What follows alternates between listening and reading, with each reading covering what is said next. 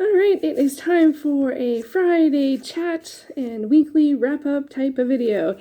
Hey everyone, it is Shannon, and I'm here today to do a Friday chat video. I did a video last week sort of explaining that I'm going to be doing these in a bit of a different style, so it's a bit of a Friday reads idea, but inclusive to what I'm reading and what I'm watching, and potentially what I'm playing, like when I'm gaming, and just like what's on my mind, or just like, you know, just any of those things. So it's just sort of a check-in, chit-chat type of video, and I really enjoyed doing it last week, and it seems like the response was pretty positive, so I'm happy about that, and we're here again. So I am going to be sharing a reading update, and then a TV show that I finished, and then some film stuff, and some gaming stuff if we get to it. I will leave chapters down below if you want to jump around to the different parts of the video. You are more than welcome to do so. First up, for a reading update, I am continuing to read Hollowpox, The Hunt for Morrigan Crow.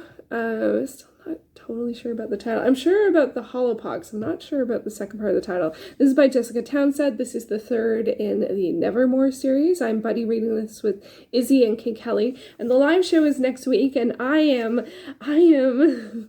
behind my own schedule. I'm at 375 pages in, and it's over 500. So I'm behind my own schedule, but it's been a busy time, and my schedule this week was a bit off kilter. That's also why this video is going up a bit later than normal. It'll still be Friday, but it's later than I like to have it up. So this is a kids fantasy series. I've spoken about it before. It's pretty much the big thing that I've been reading this year. And in this one, because it's the third in the series, there's not too much I can say. I will say I do understand what the title is. I didn't the last time I checked in. I'm not totally loving it, although I do think I'm enjoying it the most out of the three, but I feel like there's a lot of there was, at a certain point, I was like, okay, so that's not very helpful in terms of describing. It feels very directly that there's social commentary, and I'm not a big fan of that, because if we're going to have those discussions, I prefer to have those in a nonfiction way, and not fictionalized, with like not an allegory. I'm not a fan of allegory. If we're going to talk about it, I'm open to talking about it, but I don't read kids' books for that. I don't. It's important, and what they're saying is important, but also the issue is challenging, therefore it's tough to read about. So but I am enjoying it a bit more. I feel like Morrigan's more proactive in this one, and I realize that's one of the challenges I have with the series, is I don't feel like she's really proactive. She doesn't have a lot of information, so there's reason why she's not that proactive, but it just lets me know that I like characters that are a bit more like active and engage and get in there and take risks, and I feel like she doesn't do that as much. And so yeah, so I'm still working on it. There are some things that I really like about this one. There are some things that are also very familiar to other fantasy series. So for me, there's a couple more bumpy bits than like, ooh, I'm really in it, but there definitely have been moments where I've been, ooh, I'm really in it. So it's working its way on me. And then the live show, I believe, is next week. I'll put the description in the description. I'll put the date. I am leaving it down to the wire. For me, I much would have preferred to have already been done by now, especially because it is the last weekend before taxes are due. So that's part of the reason why I haven't been, like, that's a real life thing I need to attend to. I will finish it in time. I just wish I was a little bit ahead of schedule. I did start something else that I am really enjoying. I've only read it once so far. I haven't been doing tons of reading, but I did get a good chunk of reading in on last weekend. And so I started A Night of No Return by Sarah Morgan, and this is the subtitle of the series. Oh, this is the series title, The Private Lives of Public Playboys. I did not notice that. It is on there, I think. Nope, that says USA Today bestseller. It is there, though. I didn't notice it, and it is on the back. And yeah, and this is a Harlequin Presents. I haven't read tons of Presents. They don't super appeal to me because they're often about very rich characters, and that doesn't super appeal to me. And this one has when is this from? Because it definitely...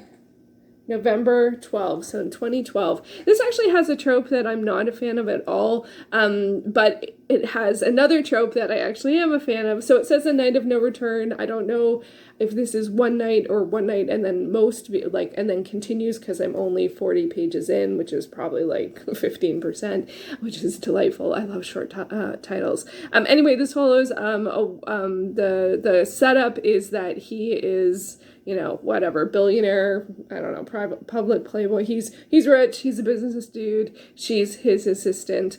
I don't like that trope. I actually think I'm actually surprised that even in 2012 we still had that trope. And I think they use that trope a lot in this line, at least earlier. I just feel like the power imbalance of like being involved with your boss is just, and it's always that the guy is the boss, like almost always. I read one where it wasn't, but it still felt like the guy held all of the power in the business situation. So anyway, so I'm not a fan of that trope, but the setup so far is like he's really distant, and he's really upset about something. There's one particular day that he just doesn't see people.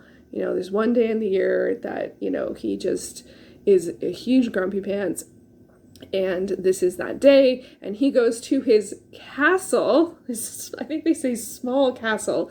It's a snowstorm, and for some reason she needs to get him to sign something that he didn't do before the end of the day, or she didn't get to him by the end of the day. So she goes up to his castle during a snowstorm and has to get him to sign it, and finds him in a right state, because this is a really bad day of the year for him. So that's about as far as I've gotten. Where it's gonna go. As I said, I can't tell if it's going to mostly be one night or then one night and then like what happens later. But the stranded in the snowstorm thing is a trope that I love. I don't know why, but I do. And I think also one reason I like it is it really focuses on the relationship, and you don't have a lot of external stuff going on. And so that is a scenario that I like. But I don't like the dating the boss thing. And obviously she's going to date him because it's a romance and they're the two characters that have been introduced. So yeah, but I've just been really enjoying it, and it's really nice to have something else on the go. I just haven't been reading as much this year, and I thought, okay, if I'm going to start something, A Harlequin Presents is a great choice because they're so short. I think it's like 180 pages. 187 pages. You know what I mean? Like in just the first pass of reading it, I just like 40 pages, and it was like, yes, delightful. So I'm looking forward to that. Will it take me months to read? Probably. I don't know. Anyway, but as I said, this week is tax, we're leading up to when taxes are due in Canada for individuals, which is April 30th. So this weekend I'm going to be working on that kind of stuff, and I've been prepping for it. So it doesn't take too long, but it is important, and you can't, it's not smart to put it off. It's always smart to file on time. So anyway, and so that's what I have been reading. On to some TV stuff. So one show that I finished recently is Lupin, and I can't remember if I talked about this when I finished season 1. I might have, but I'm not sure. So this is a French TV series. It's on Netflix, and it follows how would you describe it? It is based on the character of Arsène Lupin, which is a character from novels by Maurice Leblanc, and it is the series is it's hard to describe because it's sort of like intrigue. I wouldn't necessarily, it is a bit mystery, but it's basically sort of more, the vibe is more like heist or caper. Heist from the character's perspective, because the character of Arsène Lupin is a gentleman burglar. So there's lots of heisting going on, usually with always with flair, and often with some sense of like not just doing it for money, but doing it because in some way it's the right thing to do. Not always. Sometimes it's not that, but sometimes there is an air of of justice, but not through normal means. So that's sort of the vibe, and that's a bit of an unusual combination for heist. Heists are usually financially based. That's not necessarily what's going on here. And Lupin is not the protagonist. Lupin is like the inspiration for the main character. Has read all of the Lupin books and really, adds flair and moments and uses aliases and like from those books. Now, I haven't read the books, so I don't know how concrete the connection is between the two things, but I would imagine it's pretty good because it comes up all the time in so many of the different episodes. So I think it kind of feels like how like the vibe of what was done with The Haunting of Hill House. So TV series, which wasn't a direct interpretation of the story. Like it wasn't a direct adaptation of the work, but it was a sort of meta adaptation of the work. And I kind of have the feeling that Lupin did the same thing. Now the series itself is, it's in 3 parts, but I would actually say it's 2 seasons because the first 2 parts are 5 episodes and 5 episodes. And those 10 episodes have their own arc. And then the third part, which is I think 7 episodes, feels like it's a second season. So, and I don't know, I couldn't find out if it has been renewed for more. There's always the possibility for more for TV and film and books. I don't even know why they ever sort of like really like add in little moments to say, oh, there could be more, because there always could be more. But I would say the first 2 parts are 1 season, and then the third part is a second season. I watched the first arc, like the first 10 episodes when this came out. I think it was 2021.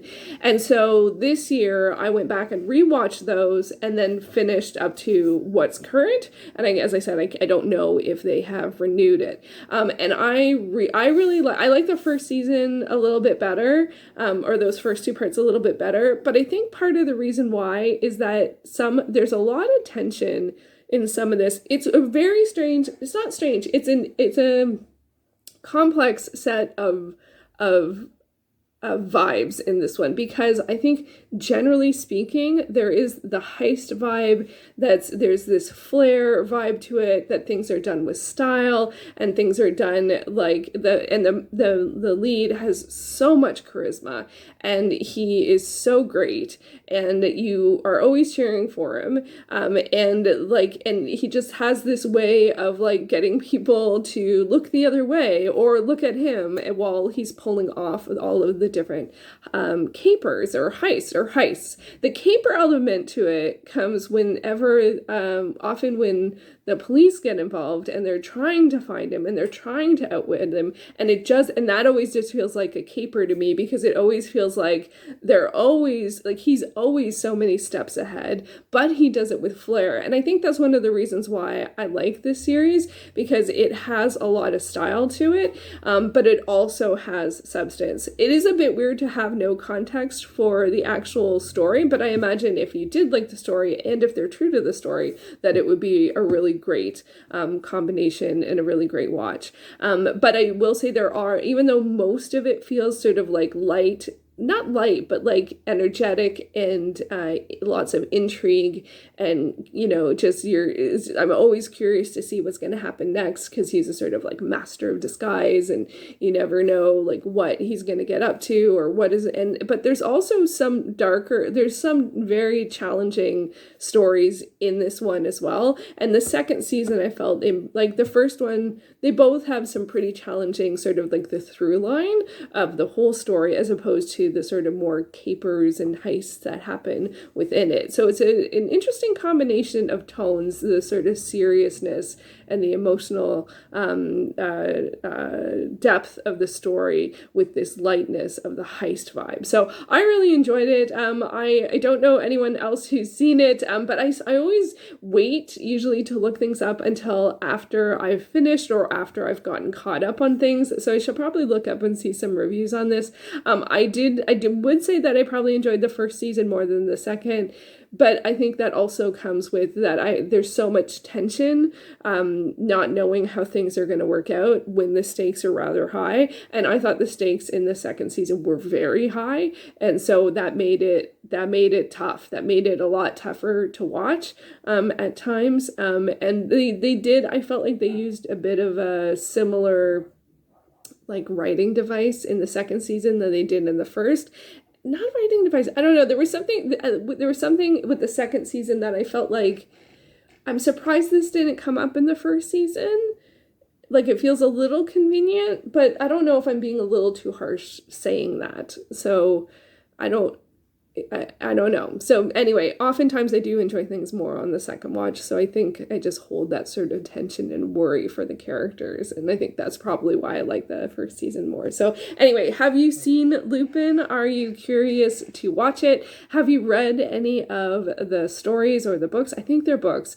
I think it is sort of around the same time as Sherlock Holmes. And on the Wikipedia page, they did say that the author sort of wrote in Sherlock Holmes as like, Sherlock Sholmes and like stuff like that because I mean you're not supposed to do stuff like that. So I thought that was interesting as well, and it was great to watch a show that was in French, and I forgot to mention that. So did I say that it was a French show? Anyway, it is a French show. It was great to watch a show in French. I wish my French was stronger. My French is not strong at all. Like I'm Canadian. I took French for like 10 years in school.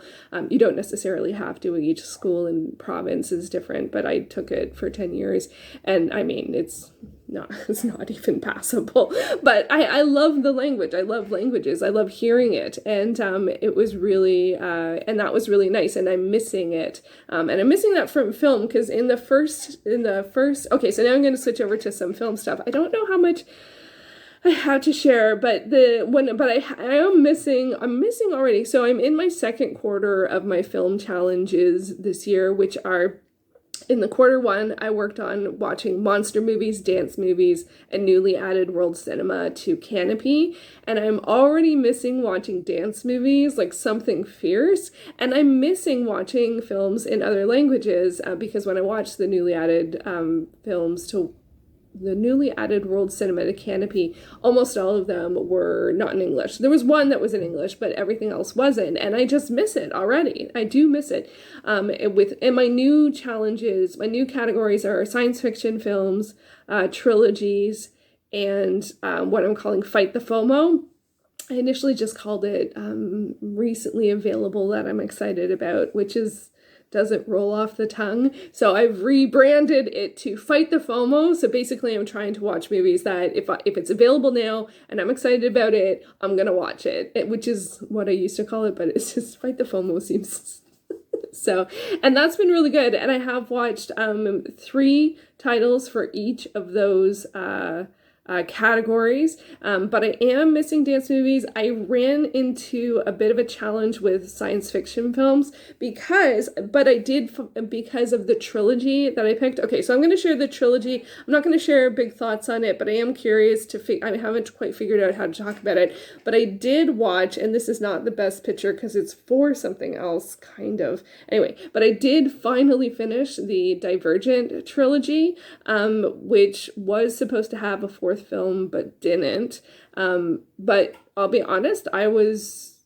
okay with the 3 films themselves, just there, but it's been a bit over 10 years, I think, maybe 10 years since I read the book. So if you're a big fan of the book, I can imagine it does sound like it didn't do all of the book, but I don't know. Anyway, but I picked Divergent for my trilogy, but that meant with my science fiction picks, I didn't want them to be anything like anything, could or maybe in Divergent. So that threw me off because I was trying to pick science fiction movies, and then I kept on going, oh, I want to watch this, and I'm like, I don't know, it feels a little too much like Divergent, or I don't know, I feel like it has the same things as Divergent, and I was struggling with that, so I ended up picking some really like old science fiction to fill in, so that it wouldn't be too similar.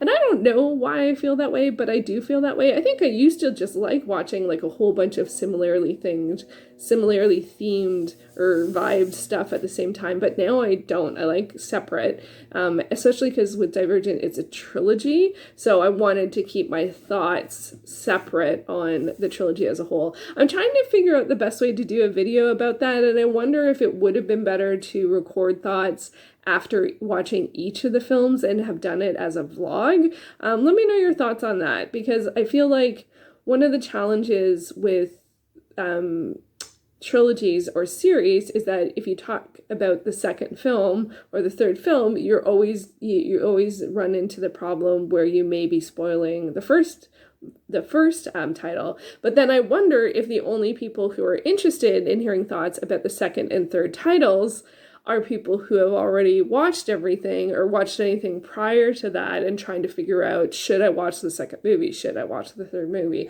I don't know, but I do feel like I will do like a video because I've already seen them all now. I think I will do one video about the Divergent trilogy, but I also I'm a little, not scared, but I'm a little apprehensive because I feel like I don't know how many thoughts I have, and it would have been clearer maybe to do like segments after each of the films, and maybe that would be a better way to go in terms of series, to do it more like vlog style. So let me know your thoughts on that, if it makes a difference, and if you would want, because part of the reason why I didn't want to do it didn't make sense to talk about like Insurgent, which is the second film, like in my weekend film where I'm talking about like other random movies. Like it kind of makes sense to talk about the series in one video. So that's one of the decisions I made about how I'm going to do my videos, at least for this quarter, is to do like the science fiction ones together, the trilogies together, and the FOMO titles together.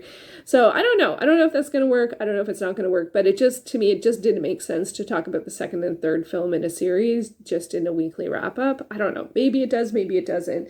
I will say it was really a lot harder to I was less excited when I have my movie watching day when I had the trilogies on deck. And I'm a little surprised about that. I think, and I did, like, I am happy that I finished it. And this, like, it might have felt differently with a different trilogy.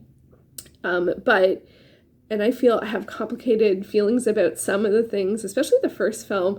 And it's been so long since I've read the books that I just feel like my thoughts aren't very, I don't know. Anyway, so it's in a unique situation in terms of the trilogy. But I did find when I was sitting down to watching movies, I didn't like that there was a trilogy in the mix because it impacted my other choices. And I had really enjoyed in the first quarter where I was just, I loved the flexibility of being able to choose anything within those categories. But when I have a trilogy, one of those slots is taken, and if it's like a long film or a serious film or a funny film or whatever film, that sort of sets the tone, or I don't want to have too many things that are similar, or I only want things that are different, which is what happened with the science fiction. And I'm like, oh gosh, maybe this is not a good choice. And two, maybe this is one of the reasons why I've been having trouble working through series, is because it impacts any other choices I have. And if I feel cemented into watching that movie, then everything else around it feels like it has to fit into that, like it has to complement or whatever, and I'm not liking that. So I'm really struggling with that, and but I have some time to think about it, because as I mentioned earlier, this weekend is tax weekend, so I'm not going to be watching any movies. And then next weekend, the next 3 weekends are all Arena World Cup, which is World of Warcraft esports, and they're on Friday, Saturday, Sunday. It's 5 to 8 hours long of live streaming, player versus player content of Arena. So 3v3, and I love it. And I've been watching it like whenever it's on, and this is the last season for the current expansion, and I can't wait. So it's like the big grand finale. I think, I don't know, I never understand how they do like the point system and stuff, and I'm like, whatever, I just want to watch the games. I want to see what, you know, what classes are playing and all that kind of stuff. So I'm not going to be watching any movies for a while. I might sneak one in here, there, everywhere, but I'm taking a little break. So, but I'm trying to figure out what to do about trilogies. Do you, like, I don't know how many people watch like a lot of films on the same day, because I'm definitely finding it a bit challenged to make that work when I have the trilogy. Let me know, do you find that you like watching like a lot of similar things together, or do you like pick and stick? Like, I think one of the things that I didn't think of is I could have literally just had one day be all 3 films, right? Like I could have made a day of it. I like having my thoughts, like I like having time for my thoughts, but maybe doing a marathon is a good way to go, especially maybe if I've seen like 2 out of the 3 films. That would actually probably be a pretty good vlog, actually, to have like one day for a series.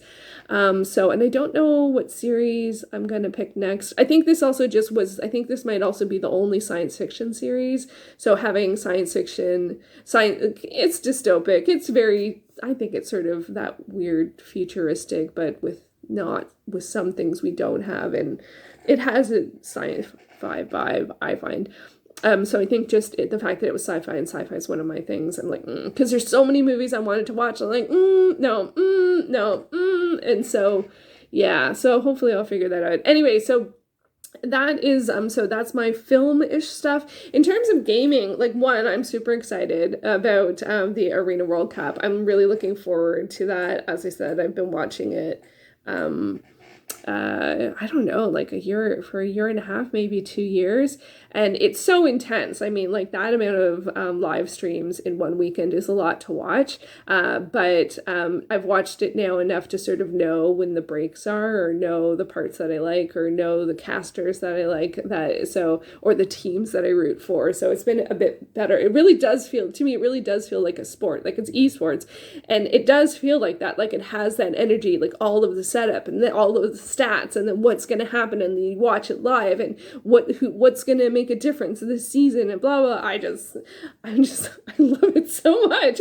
Anyway, so I'll definitely be watching that. I'll put the schedule down below if anyone's interested. And then in terms of gaming, one of the things that I've been trying, I thought I would try for the next little while, is that I really like player versus player content, which is where you're fighting the other. It depends on the situation, but you're fighting the other. There's 2 factions, and they fight each other in different scenarios. And Arena World Cup is, you can actually be any faction. It doesn't matter, but it's 3 players versus 3 players. I haven't done that since they introduced it way back with only Negran, so I'm not up for that. But I did think that it might be fun to do. They have like a weekly rotation of some kind of PvP event that is that cycles in every week, and I think you can only play it on a max level character, and I only have 1 max level character,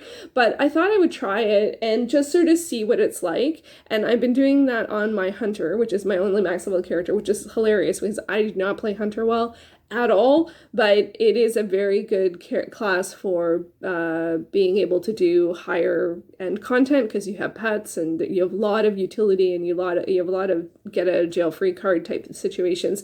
But I don't know how to play it very well in PvP at all. But I feel like nobody really, or generally speaking, I feel like the expectation for what a hunter is bringing to the team is pretty low, as opposed to, I often love playing a healer in PvP.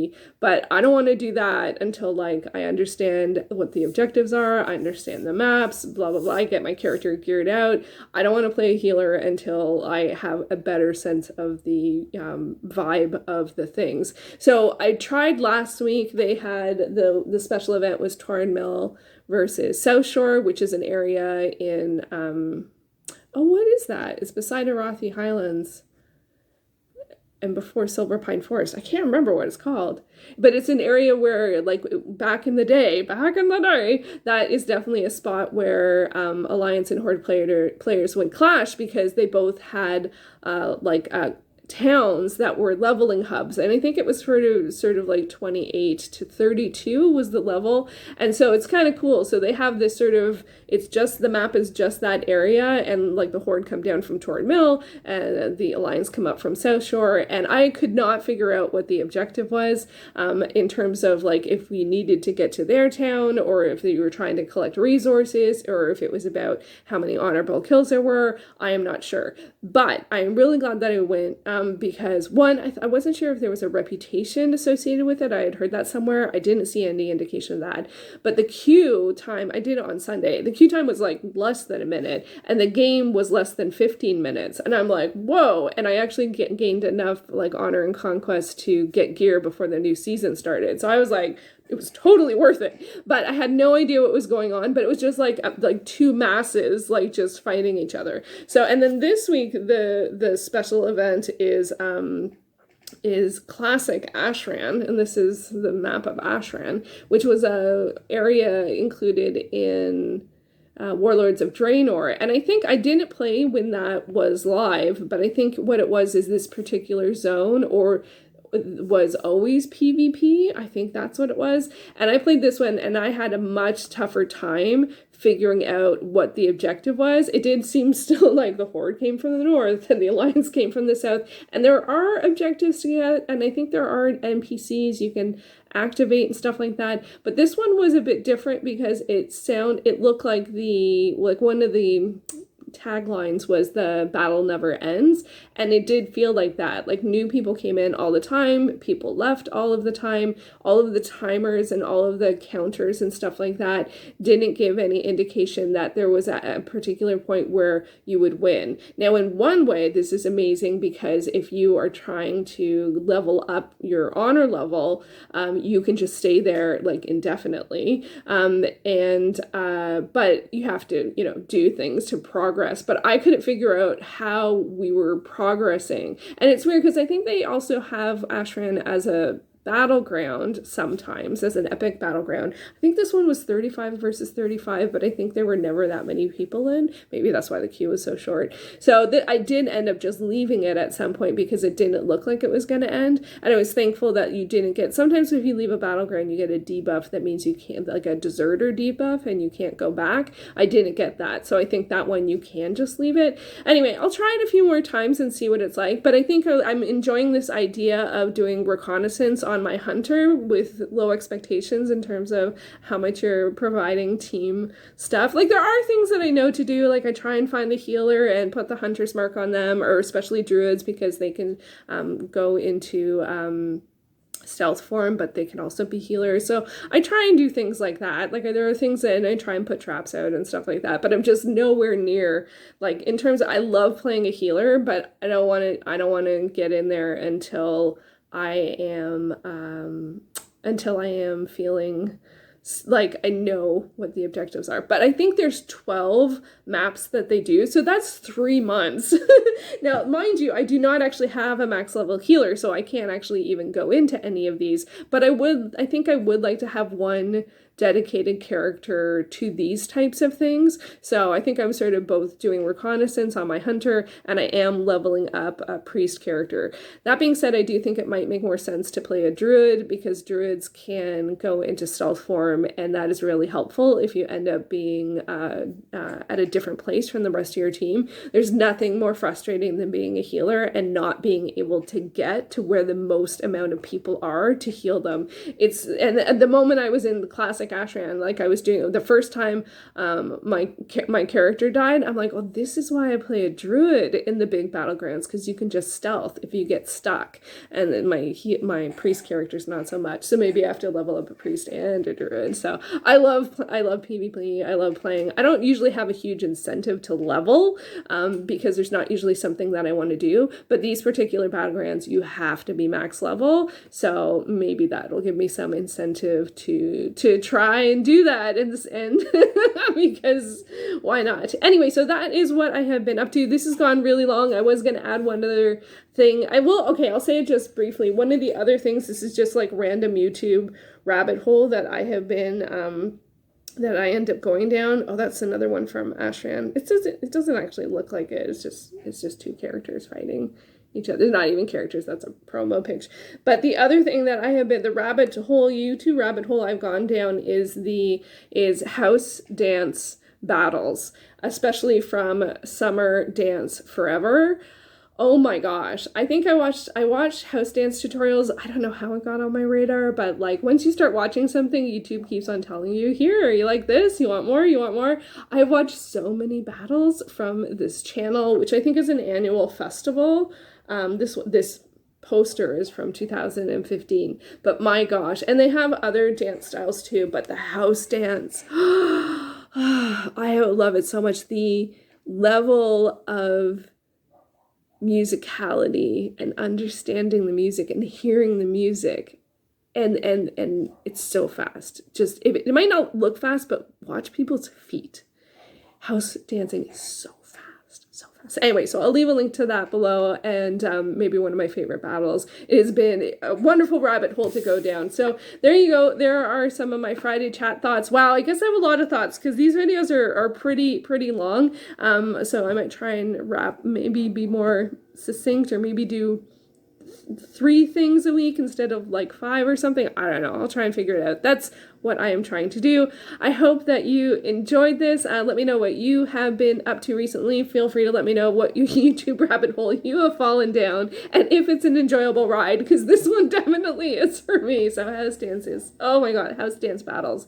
So good. All right, thank you so much for watching, and I will be back with another video soon. And I will be back with a film video tomorrow. I think it might be the dance one. I can't remember off the top of my head. I think it's the dance one, or it might be the World Cinema. Not sure. Film video will be out tomorrow. All right. Thank you so much for watching.